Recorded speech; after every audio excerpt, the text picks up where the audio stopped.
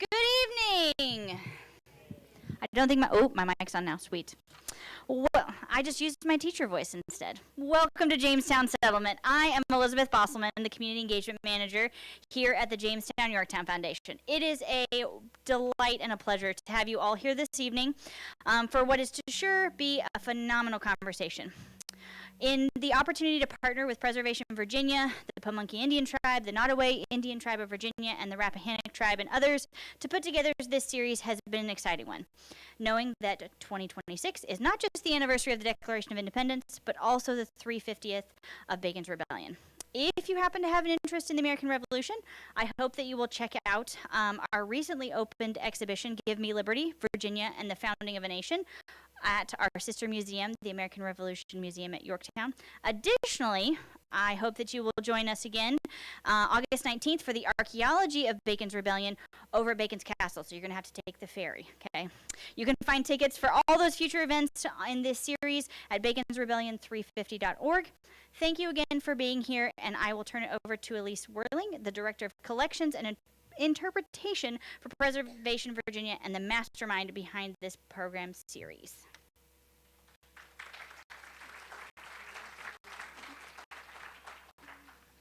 All right, thank you, Elizabeth.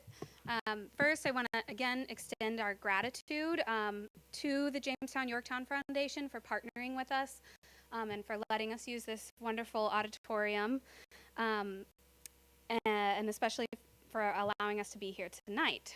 So as Elizabeth said, if this is your first time joining us for our Bacon's Rebellion at 350 lecture series, I invite you to check out the slate of events and all of our past lectures, which are streaming online at baconsrebellion350.org. There's also a large resource section, and there will soon be free teacher learning guides on there as well. This multi-organization initiative has been in the works for nearly 2 years with a group of dedicated professionals and tribal representatives. These organizations are Preservation Virginia, which includes Bacon's Castle and Jamestown Rediscovery, Jamestown Settlement, the Pamunkey Indian Tribe, the Rappahannock Indian Tribe, and the Nottoway Indian Tribe, with support from the College of William and Mary and Virginia Humanities. I also want to acknowledge many of our tribal partners here in the audience tonight, and especially want to point out and give a thank you to Pamunkey artist Ethan Brown, who brought the original artwork he created for tonight's lecture right here so you can see it in person. Yes. Yes, so thank you, Ethan, for taking on this commission, and thank you for bringing it here tonight. And so I'm pleased to welcome our speakers, all of whom are co-authors of the Dragon Run Report, which also is linked on our website, baconsrebellion350.org, if you would like further reading after tonight. Allyson Gray is a Pamunkey citizen, cultural practitioner, and artist whose work is grounded in relationships with land, environment, and history. Drawing on Pamunkey knowledge and personal perspective, she engages in conversations that explore how Indigenous histories and experiences shape our understanding of the past and present. Her perspective emphasizes the ongoing presence of Indigenous peoples and the importance of understanding landscapes as living, meaningful spaces rather than sites of the past. Edward Reagan is the Tribal Historic Preservation Officer for the Rappahannock Tribe. His work is rooted in reciprocal history that acknowledges the fundamental sovereignty of the tribe to construct its own historical narratives based on the lived experiences of its citizens. Edward holds a PhD from Syracuse University. Jeff Wright spent nearly 5 decades in government and is a retired Army colonel in military intelligence. He is the national president and chairman of the board of the Old Growth Forest Network, a certified Virginia master naturalist, was logged over 7,500 volunteer hours, and the past president of the Friends of Dragon Run, as well as a kayak paddle tour nature guide for the Friends of Dragon Run. Julie King is the George B. and Wilma Reeves Endowed Chair in the Liberal Arts at St. Mary's College of Maryland, where she studies, teaches, and writes about the Chesapeake Bay region's rich history and archaeology. She focuses on the region's Indigenous, African, and settler histories and how these histories have shaped the region's present and future. Without further ado, I'm going to turn it directly over to Allyson.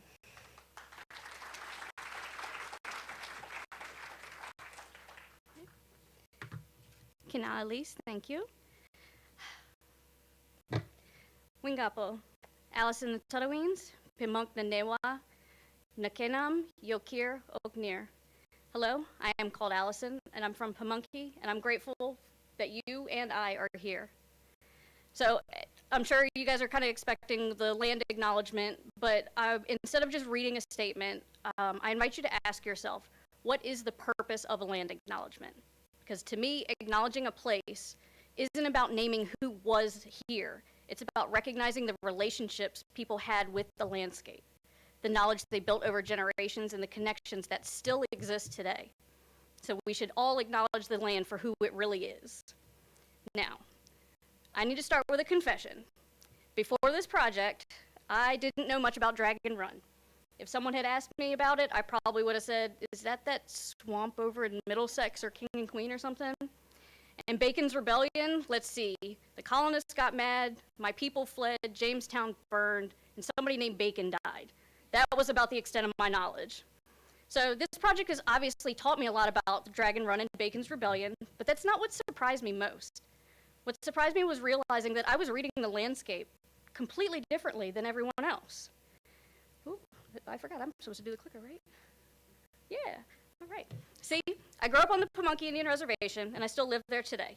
If you don't already know, the res is surrounded by a river and lots of wetlands. So swamps, marshes, creeks, thick woods, that's just where I learned to play, explore, and eventually pay attention. Nobody ever sat me down with a book called How to Read a Swamp, though my parents may have preferred that more than me coming home covered in mud as often as I did, but my connection to this landscape has been developing for generations through lived experience and cultural knowledge. So when I finally got to explore the Dragon, I realized I wasn't looking at the same things as the others, obviously. And I wasn't thinking, wow, this would have been miserable to get through. No, I was thinking, why would Coca-Cola choose to retreat to the Dragon? I mean, I knew it was to protect her people, but I never really knew just how strategic she really was. You know, it's funny. My husband and I can walk through the same woods. He notices the bugs and the briars. I notice the scat piles and the nibbled leaves. Neither one of us is wrong, and I'll keep telling him that. We just look for different things. And I think history can work the same way. If all you're looking for are battlefields and roads, then yeah, a swamp looks like an obstacle. But if you've spent your life learning from the landscape, it starts looking like something else. I noticed the way the water moved, the places where the woods opened up, the little clues that tell you people definitely could have survived here. You start asking questions that don't usually show up in colonial records. Where would you find clean water? Where is the food plentiful? If you needed to disappear for a while, where would you go?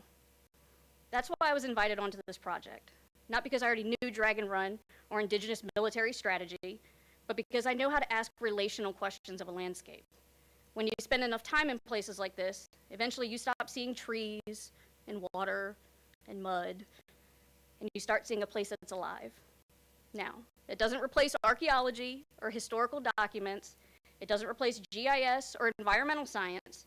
It just asks those sources different questions. And sometimes that's enough to change the picture. So there are many direct references to the Dragon itself. The English assumed it to be impassable and something to conquer. And in reading some old colonial quotes, I didn't even bring up the Booger Creek thing. So everybody's probably wondering, yes, this is one of the creeks that I still explore almost daily on our reservation. It does not have an official name, but my son has been calling it Booger Creek since he was little. So the name is just kind of stuck. There we go. Where am I now? You got me all confused. Oh, sorry. Sorry. This is one of my first visits to the Dragon. February, we were ice blocks out there, but it was totally worth it. See, in the first picture here, being a cousin, and Jeff is showing us some nests up in the trees. And the second picture is what I typically am doing is not paying attention and just kind of doing my own thing. There we go. So, as I said, there aren't many direct references to the Dragon itself. The English assumed it was impassable, something to conquer. And in reading some colonial quotes, you can see they were obviously struggling. One account describes Bacon's men as tired, murmuring, impatient, half-starved, and dissatisfied. And every time I think that, I think, well, yeah, it's August, you're wearing wool, you're treading through a swamp, and the mosquitoes probably think you've arrived specifically for them. You don't know where the safe crossings are, you don't know what water is gonna make you sick. Honestly, I'd probably be tired, murmuring, impatient, half-starved, and dissatisfied too. However, those accounts aren't really describing the dragon. They're describing what it felt like to be strangers in it. And that's an important difference. Colonial records also mention the men suffering from bloody flux. And that could have been any number of diseases that come with untreated water, spoiled food, or their new mosquito friends. But whatever the diagnosis, the point is the same. The landscape mattered. Knowing what was safe and what to avoid. Those aren't little details. Those are the difference between moving confidently through a place and simply surviving it. Because the dragon wasn't trying to be difficult for anyone, it was just being exactly who it had always been. A landscape with its own personality and quirks that the colonists just couldn't understand. But Cocoquesqua, she did.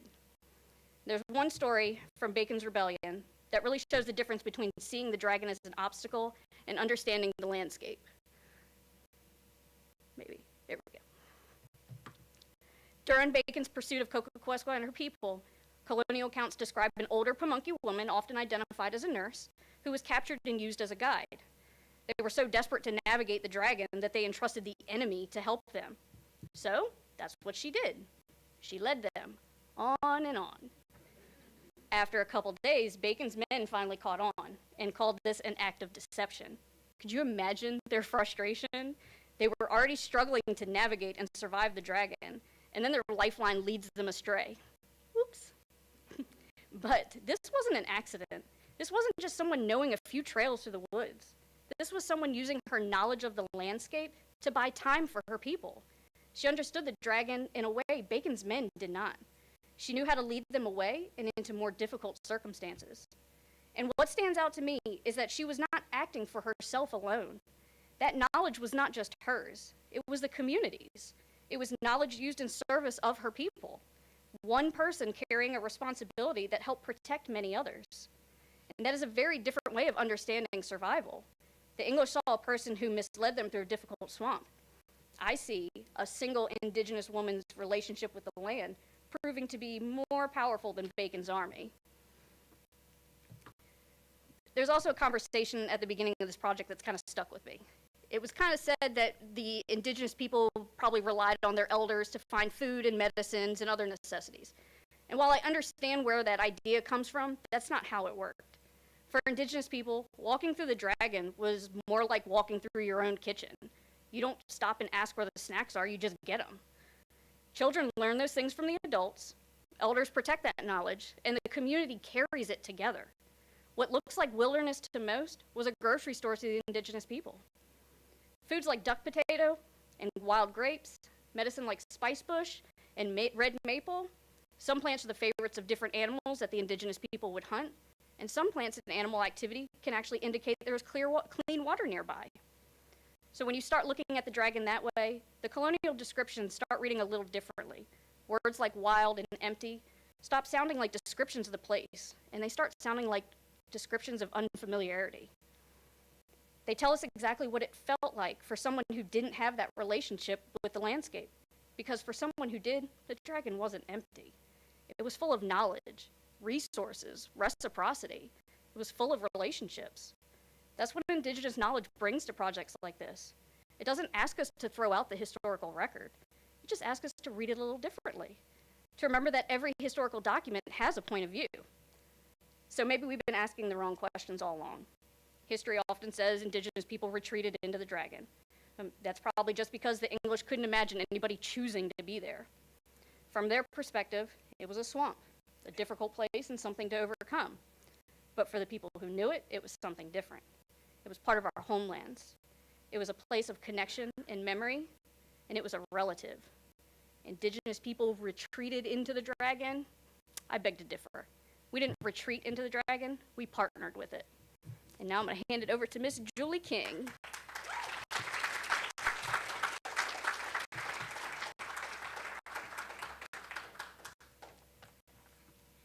Thank you, Allie. Let me get my superpower glasses here. So thank you. That was even better in presentation. So this project, and I'm going to tell you a little bit about how the project came to be, began as a preservation effort. That is to document Dragon Swamp as this key battlefield landscape associated with Bacon's Rebellion. Now, Dragon Swamp, which, as many of you know, is located on Virginia's Middle Peninsula, is a 90,000-acre meandering blackwater swamp. The Dragon is one of the most pristine waterways in the Chesapeake Bay watershed, and it's actually not too far from here. It's a little over an hour's drive, but it really is a world apart from the hubbub of the Triangle. Okay. With funding from the National Park Service's American Battlefield Protection Program, the team, which included tribal representatives, archaeologists, historians, and land conservationists, some of whom are here tonight, the team went into the project with the goal of identifying indigenous landscapes associated with Bacon's insurrection that might be suitable for preservation and interpretation, to take an indigenous perspective. We came out on the other end having accomplished that goal. You can download the full report at this link, or at least set it as on Preservation Virginia's website. And in the process, as we finished this, we realized that we also came out of it with a new story to tell about Bacon's Rebellion, a story that highlights the game-changing contributions of Native people to the rebellion's outcome. Now, Google, you know, we all trust Google, says that hundreds of articles and books easily have been written about Bacon's Rebellion. And nearly every study of Bacon's Rebellion mentions Dragon Swamp, the place where, in August 1676, almost 350 years ago, minus to a month, Bacon took his fight to the Pamunkeys. That's how we read it, or that's how it's written about. For 3 weeks, Bacon and the Pamunkeys largely disappear from the record, going off the 17th century grid as they disappear into the Dragon. With little documentation to go on except the mournful words of Kokokoeski, the Pamunkey Wirawansqua, or leader, who described horrific conditions.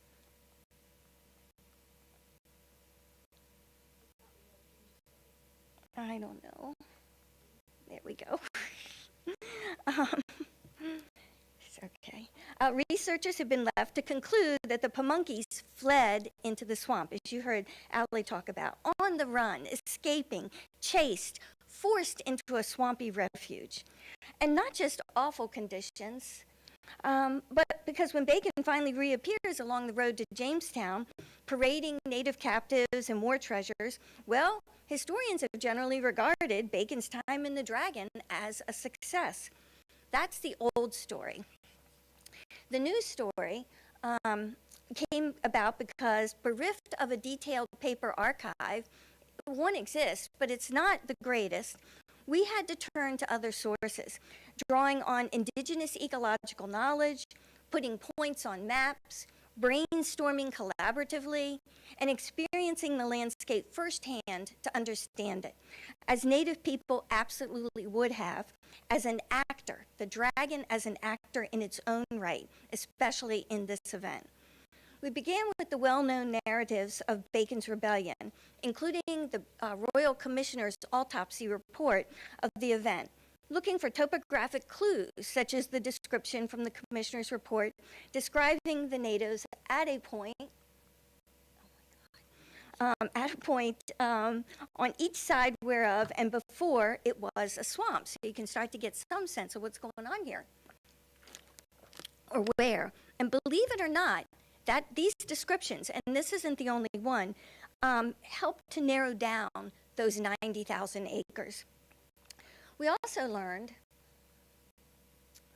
that the Pamunkeys were in the Dragon by very early May, as you can see here, having probably gone there by late April, if not earlier, well before Bacon's arrival in August. So what's up with that?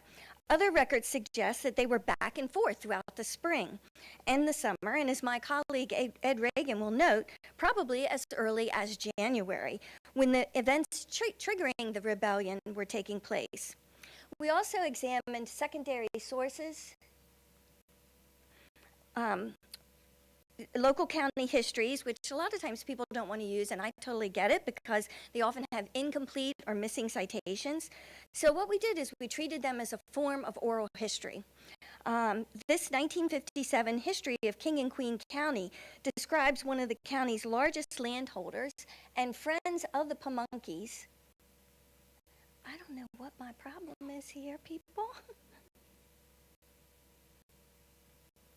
There we go. And in this history, just in passing, and it actually says it's cited, but it is not cited. In this next paragraph, it conveys this tantalizing piece of information. Did this local history just narrow us down from 90,000 to 5,000 acres? This sent us scrambling. Oh.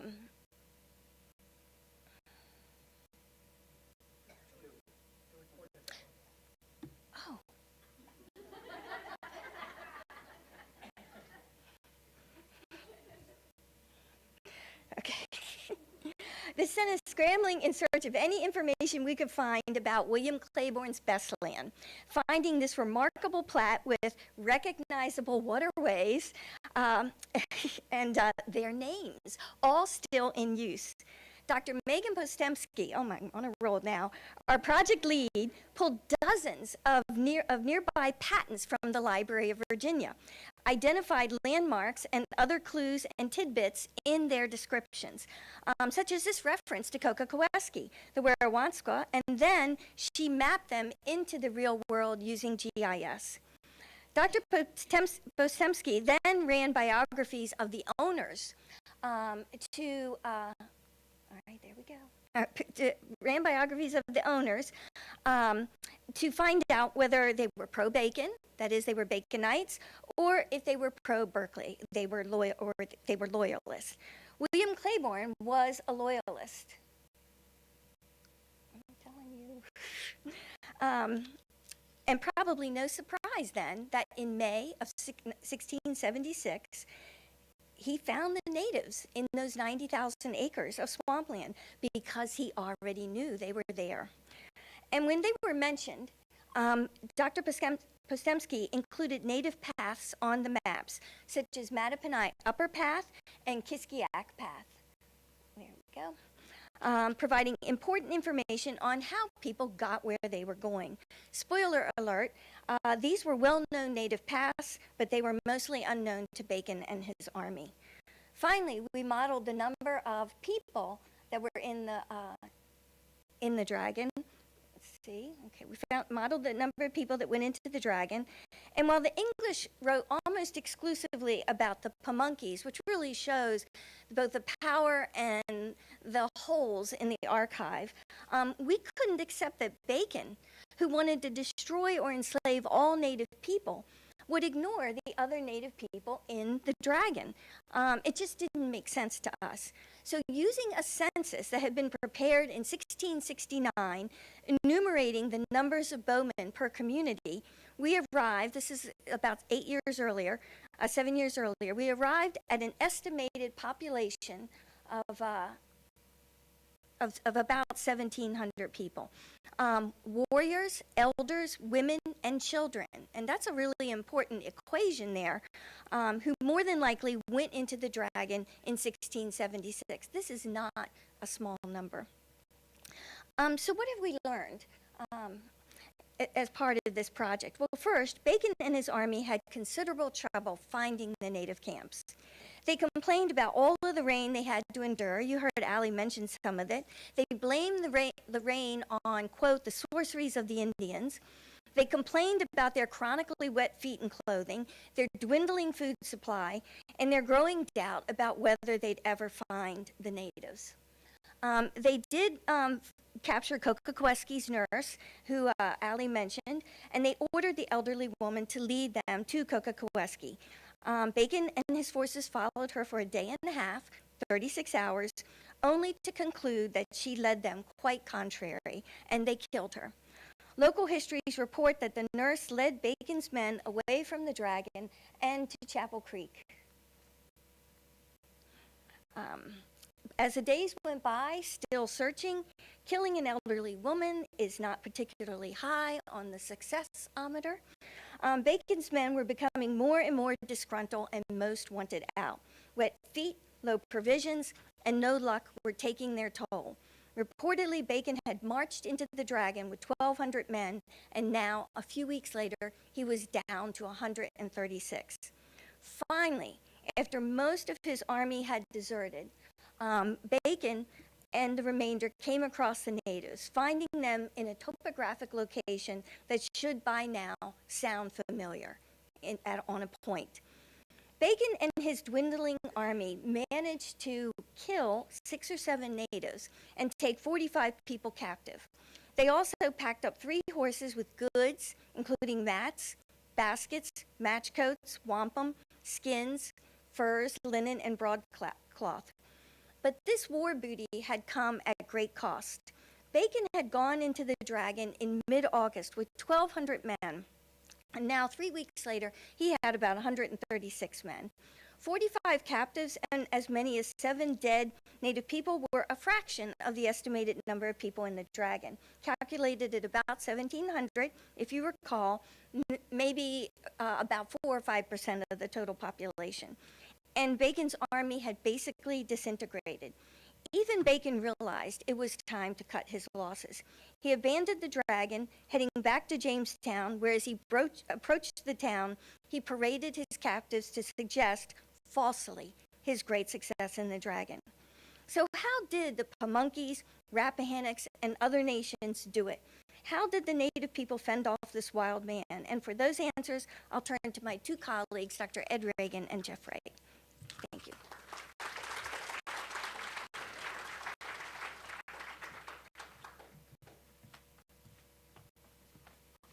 Good evening. Good evening. All right. So what I'm going to do is provide a bit of chronology. But first, let me put on a more suitable pair of glasses. Much better. So I think both of our presenters so far have really talked about the skill that Kokokoeska brought to this equation and to this event. And what we learned when we study her a little more deeply is that she maintained really strong relationships with prominent English officials, from William Claiborne to John West to Francis Morrison. Francis Morrison was lieutenant governor in the 1660s, and then he was also the one who is writing the Articles of Peace at the end of the rebellion, and she's right there with him, talking to him about, making sure that the provisions she wants to see in this document are in there. But I want to back up for a moment and give you a kind of a lay of the land.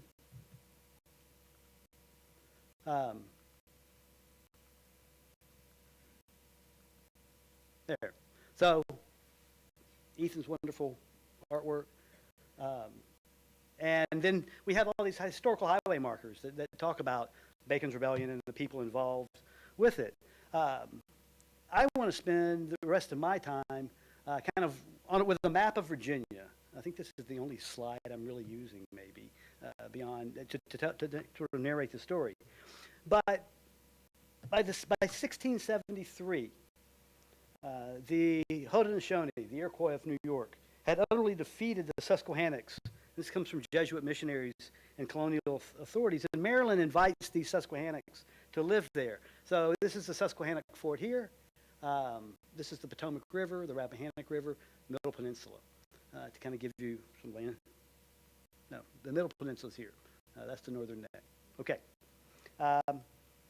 So the Susquehannocks set up a fort, or they move into the old Piscataway Fort at the mouth of Piscataway Creek, and neither the Piscataways nor the frontier planters are really happy to have the Susquehannock there, but the Susquehannock build a trade relationship with the Virginia colony, largely through the efforts of William Barclay, who was governor at the time. So we have that on the northwestern side of the Virginia colony. You have the Susquehannock, who are very prominent.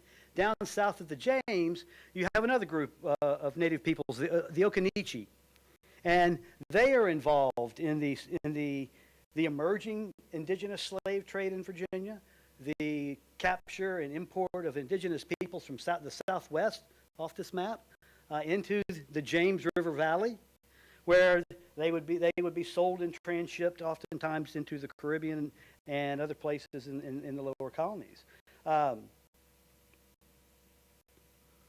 When Bacon arrives in Virginia, he wants to be part of this growing trade with the Occaneechi, and he's sort of squeezed out by the governor. The governor is not giving him the things he wants, and so this is really the source of a lot of friction between Berkeley and Bacon.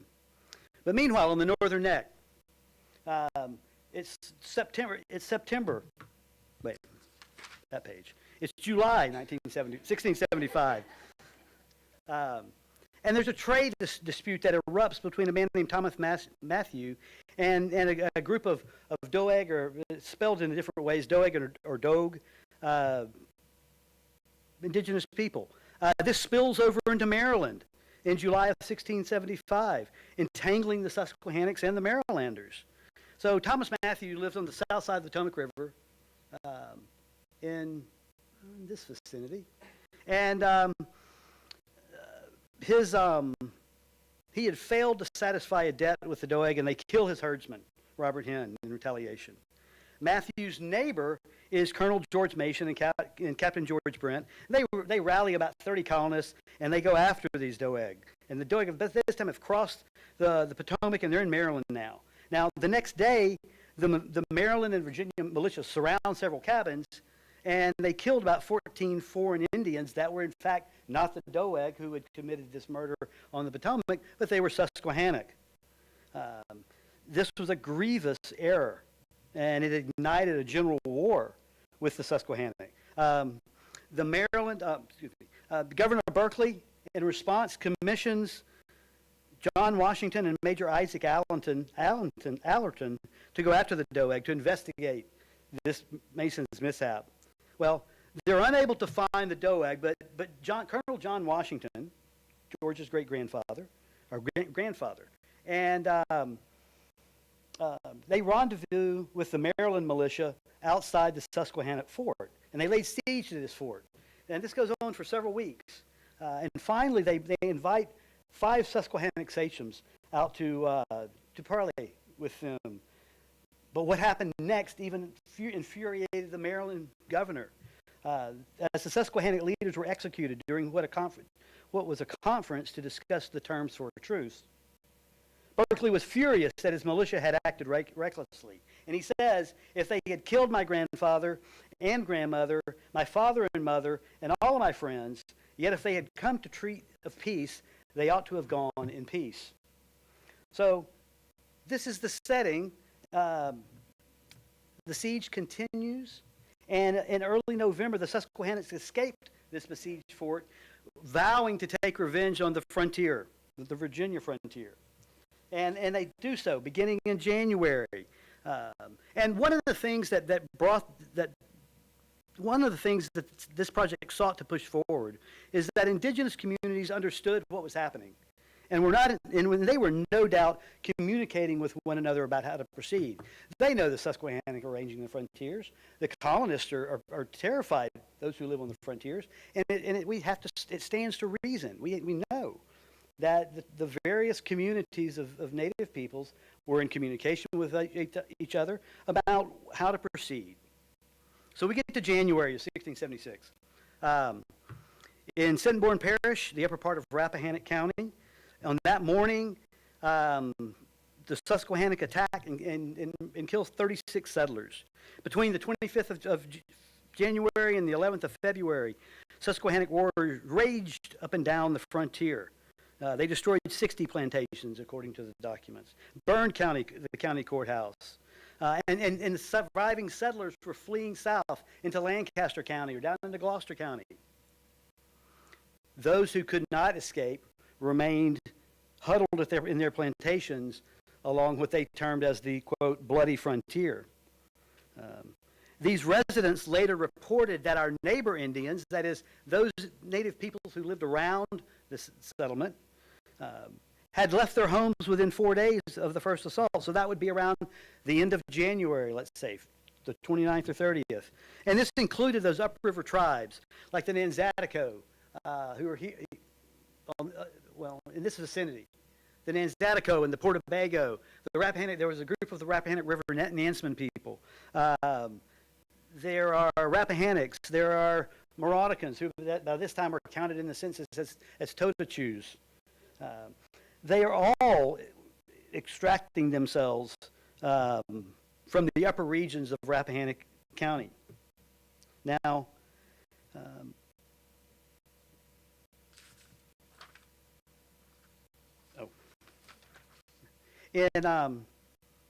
in February of '76, the Rappahannock County Justices request that the governor send officers to lead them, and Berkeley sends the military force under Henry Chichley to pursue the Susquehannock, but then he rescinds the orders until the March Assembly. So the people living in Rappahannock County they're frustrated because they can't get government assistance and government military support when they feel they need it. Then when the Assembly meets in March, Berkeley proposes a defensive strategy. He's going to establish a standing army of 1,000 men. He's going to he doesn't trust the militia any longer. And he says that garrisons and so he builds these forts, but without realizing that the garrisons were useless to indigenous warriors whose strategy was one of ambush and surprise. So into all of this fray comes Nathaniel Bacon. He's living on the James River, and he styles himself as, quote, a guardian angel to protect from the cruelties of the Indians. And this is no doubt, we should call it what it is. This was an effort at genocidal warfare. The idea was to exterminate native peoples. Now, it was a failed practice, but we have to identify it for the practice that it was. So by April, Bacon has crossed into New Kent County, which is modern King and Queen County, and he finds these that it's ripe for rebellion in St. Stephen's Parish and next door in South Farnham Parish. This is in the lower parts of Essex County and the middle parts of King and Queen County above the Dragon. He runs into people like Thomas Goodrich and Captain Thomas Hawkins, and they have been radicalized by in their pulpit by a minister named Thomas Gordon. We know very little about Thomas Gordon, except at the end of the rebellion, he is barred from having any sort of ministerial function for the rest of his life. So he was serious about perpetuating this notions of genocide. So in May's a big month because Berkeley sends a force of 100 men to the Rappahannock Fall Line with orders to pursue the Susquehannock, but they can't attack if they see them. They have to get permission from the governor. He limits settler militias to only 10 men at arms. Julie mentioned on May the 3rd that he finds the Pamunkey likely on Bestland, his property. What is also little known is that on May the 15th, Berkeley had received a letter from one of the militia guys, from Thomas Goodrich, and Goodrich is worried about the death of those poor innocents at the hands of indigenous warriors. And Berkeley has a change of opinion at that point. He writes a letter to Thomas Goodrich on the 15th, suggesting that he go after the neighbor Indians where previously he'd been trying to protect them. And he also orders William Claiborne, to bring in the Pamunkey. By the end of May, Berkeley had organized 3 units to search the Rappahannock frontier for both neighbor and foreign Indians. Major Smith had already been to the Rappahannock Fall Line. Berkeley had made an expedition there himself, and now the governor ordered Goodrich and Claiborne to take all Indians for enemies that had left their plantations. Meanwhile, the Algonquin communities of the Middle Peninsula and much of the Northern Neck had long since removed themselves to the swamps and thickets where few Englishmen dared go, as we've heard. By June, Berkeley is beginning to assemble his loyal forces in the Rappahannock Valley under Goodrich and Claiborne. Bacon has a sympathizer in a man named Giles Brent, and they assemble rebel forces at the headwaters of Piscataway Creek, which is, where are we? would say roughly about right there on the Rappahannock River. It's on the south side of the river going inland into Essex and parts of King and Queen County. There's about 1,200 colonists who are following Bacon, and as Julie said, that he has induced this thirst for blood and confiscation, and it causes him to disregard the orders of the king. Julie has done a good job of talking about Kokokoeski and the Pamunkeys going into the Dragon in the spring of 1676. And while they are doing that, Bacon sort of shifts his focus. He goes south, and I guess I have. So in January 1676, we see the Susquehannock move south after ravaging the Rappahannock frontier. By August, Bacon is in the Dragon. Oh. Okay. Bacon scouts go into the Dragon. They find several cabins. They're not able to find the main body of people. And in fact, at one point, the Pamunkey warriors had let them come up so nigh as to fire at them before they retreated into the Dragon Swamp. The Pamunkey Werewanska Kokokoeska, who leaving behind all her goods and Indian corn vessels, etc., and as much as she could decline all occasions of offending the English, she's instructing her warriors not to fire at Bacon's forces. Bacon eventually finds the main body of native peoples after, as Julie said, he's down to like 136 soldiers. Those who remain are miserable. It's raining. They're trudging through the swamp. And by early 1676, Bacon's forces had grown so tired that he had dismissed the northern net contingent, and it was then that he's able to find the main body of Pamunkey and capture 45 some odd prisoners and return into Jamestown. Things don't end well for Bacon. As Goodrich is planning a northern campaign in the fall of 76 in October, Bacon dies in Gloucester County, and the war against native peoples really stops about this time. It almost ceases immediately. And all of these Bacon and Berkeley forces begin fighting one another over control of the government. Kokokoeski is able to emerge from hiding, and over time she gives her account to the commissioners. She works with Francis Morrison, and the outcome is the Treaty of Middle Plantation in 1677. And I'm going to turn it over to Jeff Wright now to talk about military strategy at this time.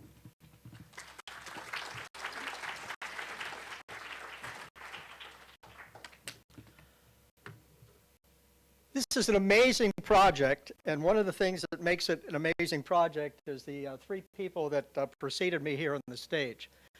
We're going to talk a little bit more about the Indian paths as we go along, but the Indian tribes and their warriors and their citizens knew the Dragon well. And this is a fundamental thing I want you to take away. They had home court advantage. They knew the plants, as you heard from Allie. They knew the waters. They knew the seasons, and they knew what to do. So they had a considerable advantage over Bacon, and they kept taking advantage of that to demoralize Bacon's forces as we go along. And I want to show you some of the things that we think they did to make this happen. So the big takeaway, and the report is you can get it as we said, this is a key battlefield landscape. This is probably the first full-scale armed insurrection in English America. So it's a significant event in the history of the North America. And we want you to take away by any measure what took place in the Dragon was a native victory. All those historians had it wrong. There was no fleeing into the Dragon. There was withdrawing into the Dragon and exceptional strategies by the tribes to prevail, and we'll talk about some of those. So asymmetric warfare is that warfare where you have two unequal forces in some ways, And one of the weaker parties, in some ways, uses unconventional forces, but the main thing they do, they take away the will of the opposition. They demoralize the opposition. The tribes wore Bacon's forces down. As Julie said, big numbers starting out, 138 at the end. And some of the stories that go with that are pretty telling. I'm from the Northern Neck personally, and just about everybody from the Northern Neck who got wet in Bacon's forces went home. Well, I don't know why. But we're going to come back and talk about the entire Dragon watershed.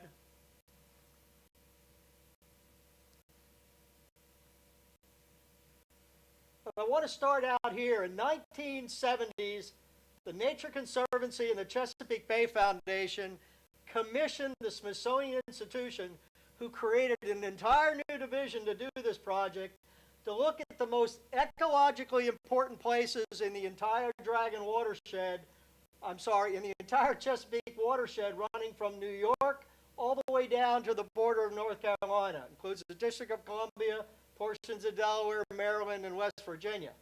Coming out in that study, number 2 overall out of 232 places is the Dragon Run. Number 1 in Virginia.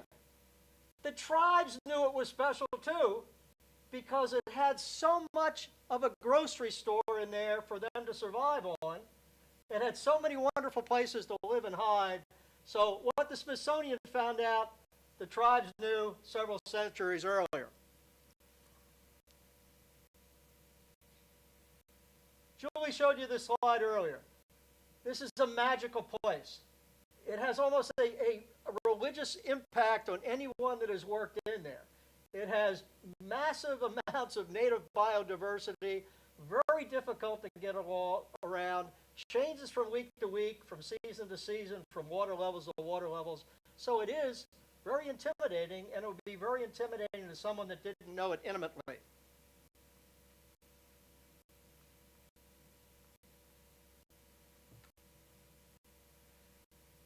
Beautiful, mysterious, easy to hide, a treasure in the evenings, a treasure in the evenings. This takes place in the fall. In the fall, you get what? The changes of leaves and color, which makes it even easier for individuals to hide. So we did a lot of work in the lower picture down there on the right. We have the Washington Post reporters and their drone operators there with representatives of the tribe, Dr. King and I, and we explored things and we took them out around different parts of the Dragon to show them, and they were very impressed. And there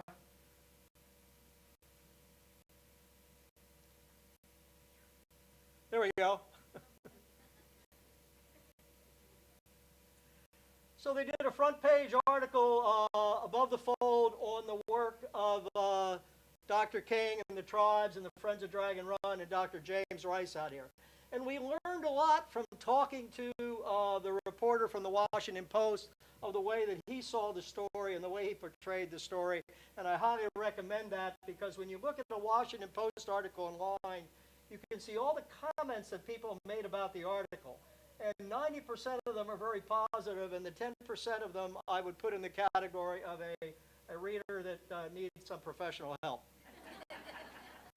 So one of the key areas we looked at, and the tribes knew about, and it shows up in other diaries and historical things, is the importance of the confluence of where swamps come together. Because the Dragon Swamp has about 14 other named swamps that come into it, but you can see these areas that are circled here clearly are places where if you were to hide out in those areas or establish a camp, you have automatic natural defenses of having major segments of the swamp on two sides of you to control. But the other great thing about the Dragon is you have 65 species of fish. You have mussels. You have other shellfish.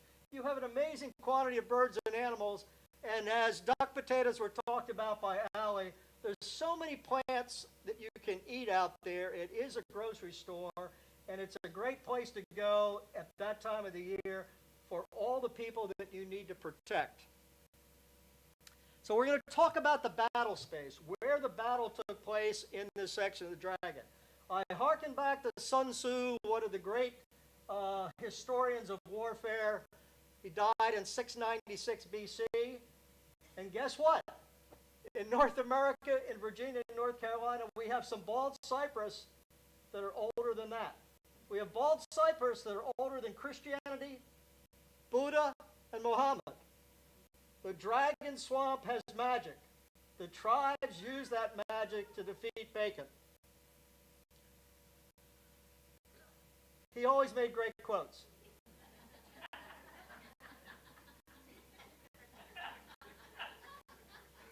He really had great insights for a man of his age. But the conceptual depiction of the battle is very important.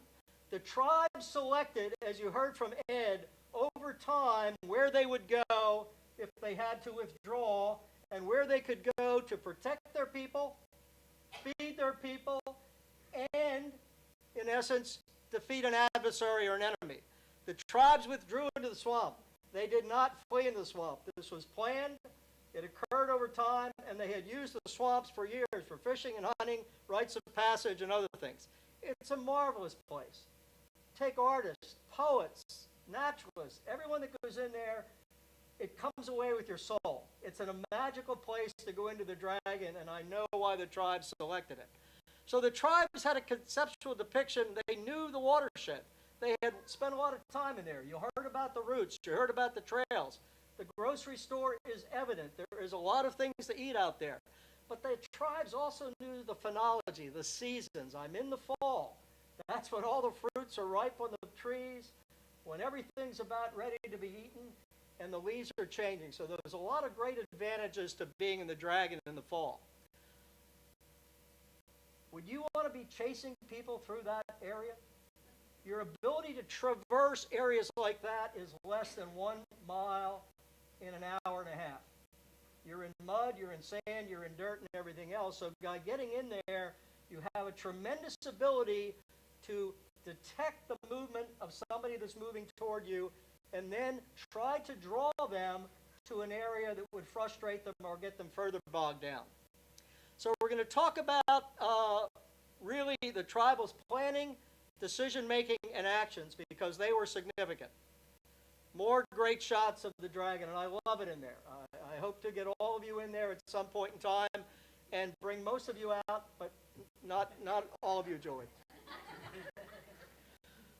Okay, so there's an area in the Middle Peninsula, a little bit downstream from where Tappahannock is today, which we believe the confluence of the Dragon Swamp and what's called the Dragon Run come together.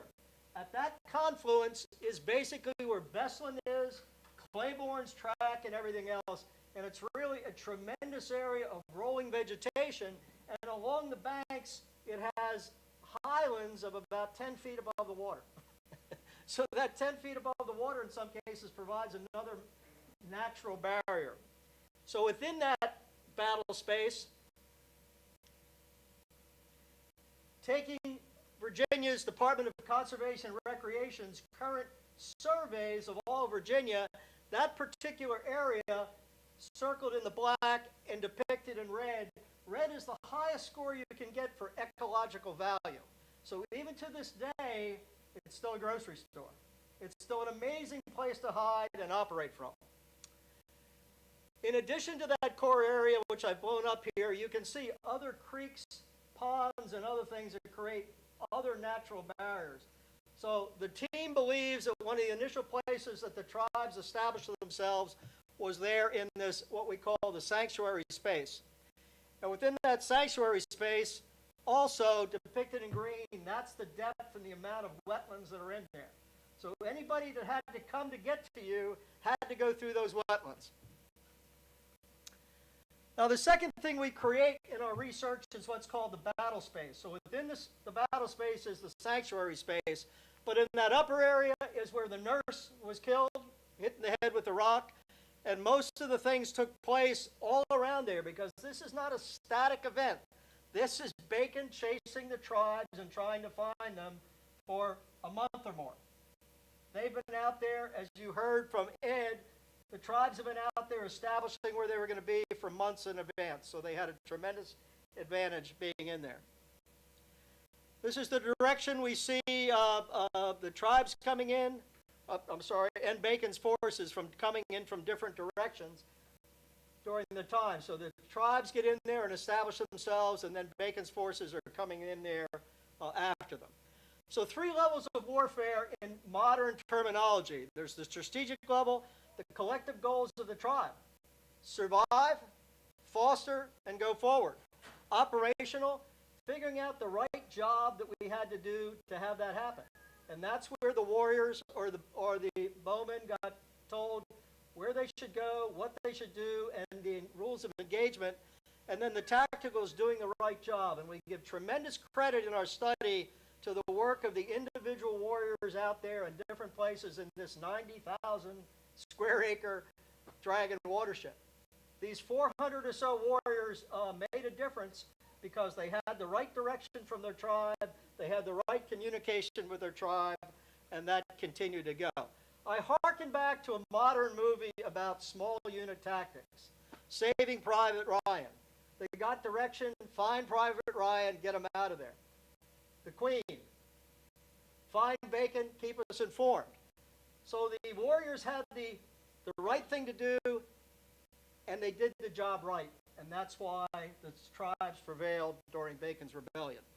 So Bacon's objectives were to remove the tribes and destroy the tribes. And over there, I reinforce the fact that protect and sustain the citizens of the tribe, withdraw and evade, and they traded space for time. You heard Allie mention that dimension in there.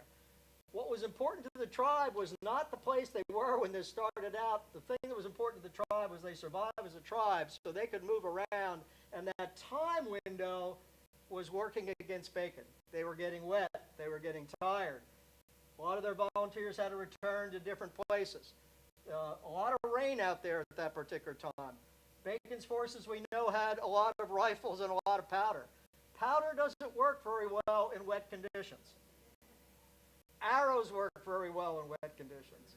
Tactics work very well in wet conditions. So a lot of those things took place. So the key factors in victory, indications and warning. The Queen and the tribes knew something was going to occur. They made the decisions that they had to withdraw. They planned where they were going to go. They figured out how they were going to communicate when they were in there. And they had the grocery stores, their logistics, to feed everybody, hide everybody, and have all the things they needed to sustain themselves, because there's a lot of springs out there, too, in addition to the Blackwater Swamp. So they did a great job in planning and executing that, and in all those factors, they get a grade of superior to what Bacon's forces. Particularly Bacon's logistics, in many cases, we believe, caused them to go back to friendly properties to get fed and reconstitute their forces. So they were constantly having to move more than they wanted to. Leadership is a decisive thing in all warfare. It really makes a difference. Hubris is excessive pride, arrogance, dangerous overconfidence, and in history, violation of the natural bounds and insolence against the gods. Now, what I mean by that is, in mythology, Icarus, don't fly near the sun, son. What did Icarus do? I'll fly near the sun. They're only icebergs. My ship's unsinkable. We don't have to worry about it. Bacon underestimated the power of leadership of the tribes, the cohesion of the tribes, and the knowledge the tribes had of the land they were going to operate on. So the rules of engagement, as was mentioned earlier, not using deadly force, avoiding prisoners. They had their own sources and methods which were very important, and they had a communication plan that the warriors somehow told the main body of the tribes if they had to move, when they'd have to move, how close Bacon was. So somehow this was figured out. So back to the confluence again. I just want to refresh everybody on that because we've concentrated on a couple of these. Our research continues. We're doing more. We particularly have had some fun out near the boundary of King and Queen and Essex County, where you go across the Bird Bridge, which is a wonderful place. And that's what it looks like if you had to cross that. So Bacon was on one side and had to get across. That's hard. Hard to do it quietly, hard to do it not being seen. And what we did in our research, we did three kinds of studies. We did soundscapes, where we took a particular place where the warrior might be or one of the crossings, and we picked a decibel meter and figured out the sound. And the movement of vegetation and the wind and everything made it just noisy enough that you could hide anybody in there. We also did viewscapes. We went to places where we thought the tribes might hide or coming across a crossing, and we looked how far you could see. As you see in a circle down here, what I did was I put a circle in all the places we thought a warrior might be or a crossing, and that's the effective range of a weapon for a very, very good marksman in those day and age, about 100 meters at best. So if you were outside of that range of 100 meters, you could still see that crossing at the Bestlands Bridge, and that Bestland Bridge crossing has been there plus or minus, a quarter mile for ages. And we went out there, and a couple of us, that's Dr. Andrea Mittman up there, but she and I spent many times collecting bugs on our body and other things, looking at different paths. And it's truly impassable now, and it was probably still truly impassable then. And we just want to give you a little understanding.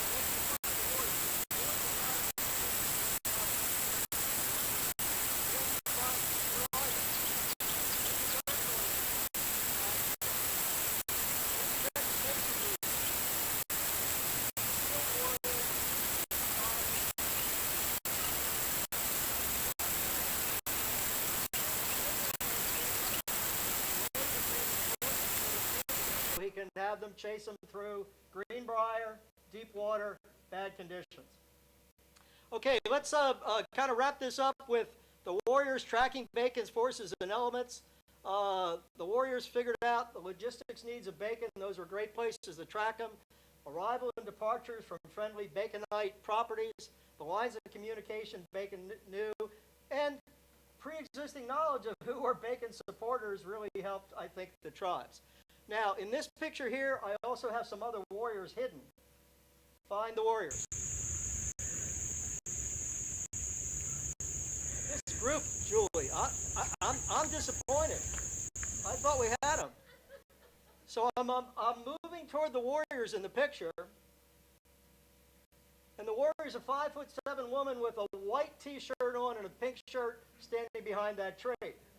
So you could get, starting out those pictures were 100 yards away and working down. When you get about 25 feet from that tree, you see a little bit of the pink hat. So you can see how generally you could hide in there and you would not be seen. And this is actually one of the paths that was supposedly there at the time of Bacon. So they communicated among the warriors to the tribal leaders and with tribal elements of other tribes. We think they used animal noises and other things. We were very much helped by oral histories and hunters within the two tribes on how they would have done it. Deception, I love deception. It's how I got on the team with Julie. But the tribes used weather. They knew what would happen when you get heavy rain. We don't have any records of hurricanes during that year, but it's hurricane season. So if you get a tropical storm, the level of the dragon rises. All that's green out there glistens for days, and it really affects travel and a lot of other things. So they knew how to use the swamp. They knew how to slow the movements of anybody that was chasing them. Another picture. This is not one we did on Bacon's Rebellion. I had some research scientists out there, and you can see this is in the fall. This is actually in August. It's so hard to see anybody, and that person's not trying to hide. But if you're more than 50 to 100 feet away, the modeling of light, the coloring of the leaves, and all the other beauty of the dragon really masked the activities of a human being. This painting here is brilliant for many reasons.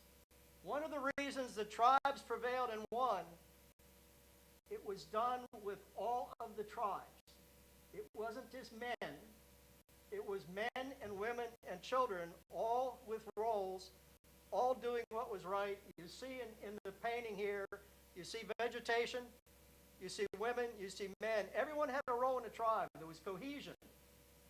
That makes a difference when you're on the defensive and in irregular warfare. We talked about the nurse.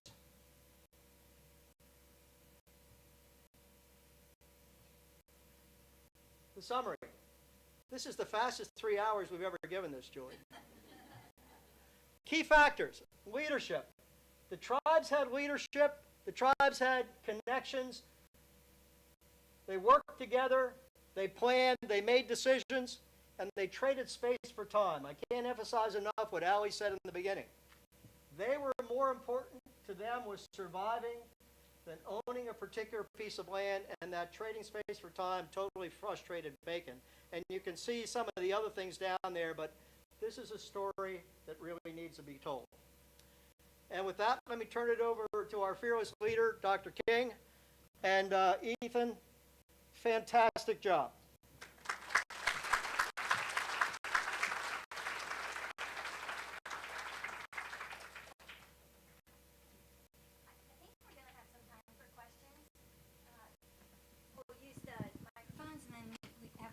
That'll travel.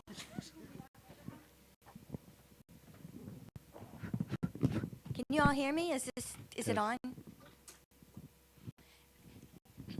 All First right, of if you have a question, you could just raise your hand.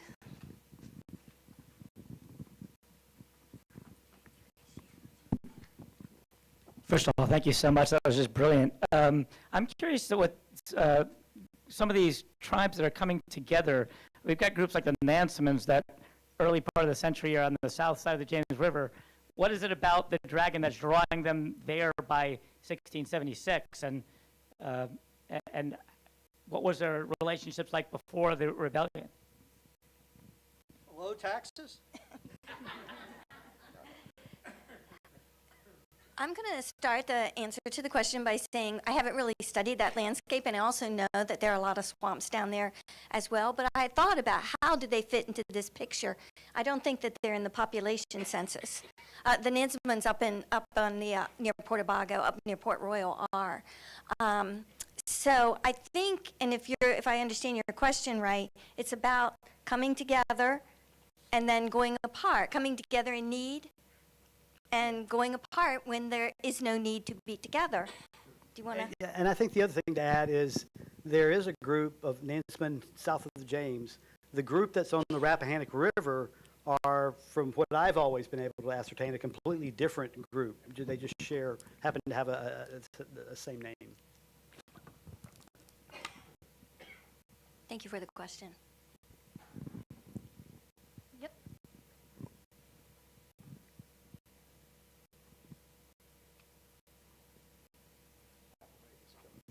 Yeah. Wonderful job. Wonderful job. Thank you very much. I'm wondering about the name itself, Dragon. I mean, that's very interesting. What is the derivation of that? That's the 90,000 acre question, and I'm going to turn it over to Jeff. So that is a great question. We absolutely do not know in the Friends of Dragon Run or in any of the histories. There's all kinds of stories that you can debunk about, telling the slaves that if you went in there were dragons. Well, it's on the map 200 years before the first African slaves. So all those kind of stories are debunked. We love the fact that we don't know. The word dragon is a Portuguese word for slow-moving water, and there were members of the crews that came over to find Virginia's lost colony that were Portuguese, but there's no record of any language activity in that area that would lead you to that. The one that I like to say is the twisting waters, and we have a lot of beautiful plants that are edible in there, one of which being spatterdock or cow lily. When it breaks off the bottom, it has an enormous rhizome, which was used as a food source, and it's floating in the current, and it looks like very much like a dragon. But it's an unknown one, and we love the fact it's unknown, and we continue to pursue trying to figure that out. And I do want to say that in the report, there are a couple pages devoted to all the possible reasons where that name could come from, but none are really satisfactory. Did you guys want to add anything else?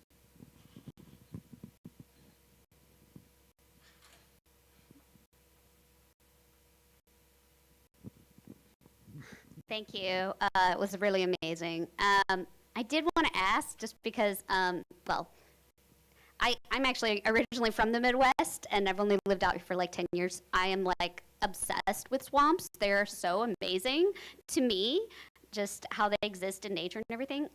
But one of you guys said something about like, oh, I'd love to have y'all like come or whatever, and that's something that I'm kind of curious about, like if that's possible and how and all that kind of stuff. With, of course, it being such a beautiful resource, obviously it has to be taken care of. So, yeah, anything to that as well. I'll let the past president of the Friends of Dragon Run tell you how you can do that. One of the things that has really protected the Dragon Swamp is there's no public access in the 39.6 miles, just creative trespassing, or at the VDOT bridges. But there's organizations such as ours that lead hikes for the public and kayak trips. So if you go to the Friends of Dragon Run webpage, there's information on some upcoming events. And we also do some interesting things at night also with critter studies on the dragon, because that's one of the beauties of the swamp, of what's out there in the evening.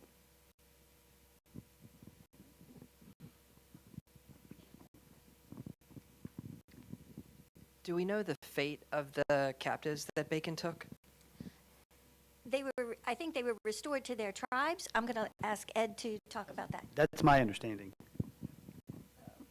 As part of the Treaty of Middle Yeah, Plantation. although they were paraded around, and and as part of the Treaty of Middle Plantation, there are provisions that ban indigenous slavery, but that doesn't stop it. There are women captured during the rebellion, Rappahannock women in particular, that 8 years after the rebellion are showing up in the county records, petitioning for their freedom, or governor requesting from the county the status of these women.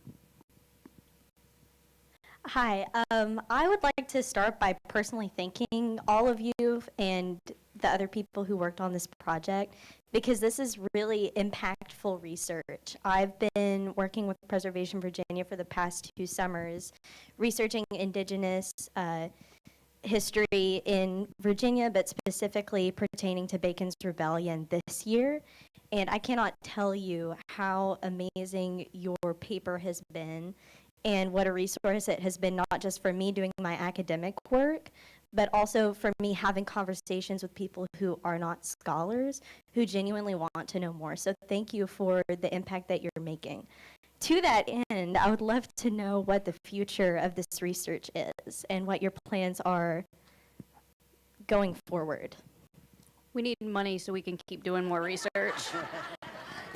And to add to that, next year will be the 350th anniversary of the Treaty of Middle Plantation, and so there's work to be done toward that end.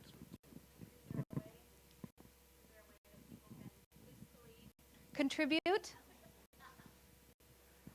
Most of the funding we've gotten is through grants, but one of the things that has been of enormous help to us was the last thing down here on our acknowledgement side. The citizens and residents of the counties where the Dragon Run is that have let Julie and her team onto their lands to help us do our research, to do our soundscapes, the work of the tribes, and so many citizens have raised their hands to help us, and we hope that continues. But to do some of the hardcore research that we need in archaeology and other things, we are going to try to get some additional funding so we can really put something together of the quality I think we did for the National Park Service. And if any of you have, is it Melinda Bezos? Gates. On speed dial. You see me afterwards. But, and these guys are right. We've been seeking funding, and if you know about grants, sometimes you win, sometimes you lose. But because of the anniversary year, we feel this is the time to strike, right? And so we're not done. And we're also working on building relationships with these owners because, they're not used to there's not a lot of development there. It's not like James City County or York County where there's a lot of development and there's a lot of research that goes on in advance of that. So it really is a pristine landscape. Did you guys have anything? I think there was a man over here. Did you have your hand up, sir? I did. She's If you want to shout, you can. I know the water is stained. It's tannic acids that stain the water. Is it potable?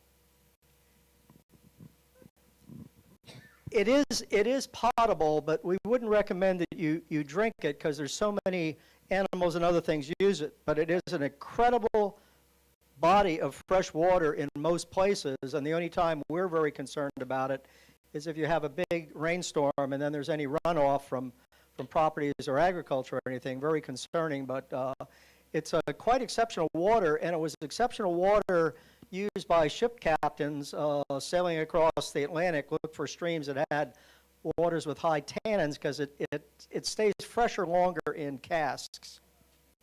And there's no infiltration from salt? No salt incursion whatsoever, and that is north of the Route 17 bridge near Glens. Because down in there, it's brackish water where you get near Beggs Bay and the Bianca tank, but there's no, in the areas that we briefed you on today, is all black water, fresh water. Any other questions? All right, I think that wraps this up. So thank you to you all who are here in person. Thank you to our over 60 people who are on virtual watching tonight. And thank you to our amazing panelists.